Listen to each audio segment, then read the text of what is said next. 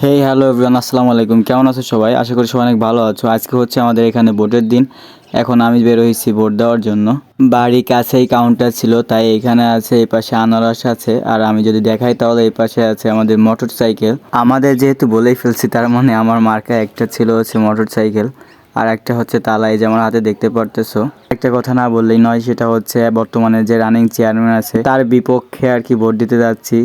আর যেটা দেবো সেটাই হচ্ছে সরাসরি দিব, আমার ভোট আমি দিব, যাকে ইচ্ছা তাকে দিব।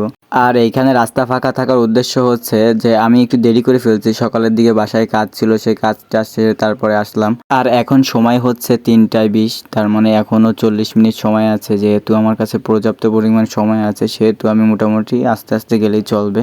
যাই হোক, কথা বলতে বলতে হাঁটতে হাঁটতে চলে আসলাম গেটের সামনে। এখন এইখানে এসে শুনতেছি যে মোবাইল এখানে রাইখা যাইতে হবে, ভিতরে নেওয়া যাবে না। তো বন্ধুরা, দুঃখজনক বিষয় হচ্ছে ভিতরে ফোনটা নিয়ে যেতে পারলাম না, যার কারণে তোমাদেরকে ভিতরটা দেখাইতে পারি নাই। যাই হোক, অবশেষে বাসার দিকে এখন যাইতেছি। এই যে আমার হাতে দেখতে পাচ্ছ আঙ্গুলের ছাপ দিয়েছি এবং তারা একটা দাগ দিয়ে দিয়েছে।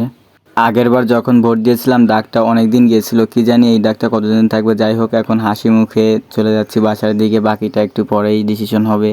সবার তো একটাই ইচ্ছা, যাকে ভোট দিয়েছি সে যেন জিতে যাক, আর আমার ইচ্ছাও সেটা। সেই ইচ্ছা নিয়ে আমি বাসার দিকে রওনা দিয়েছি।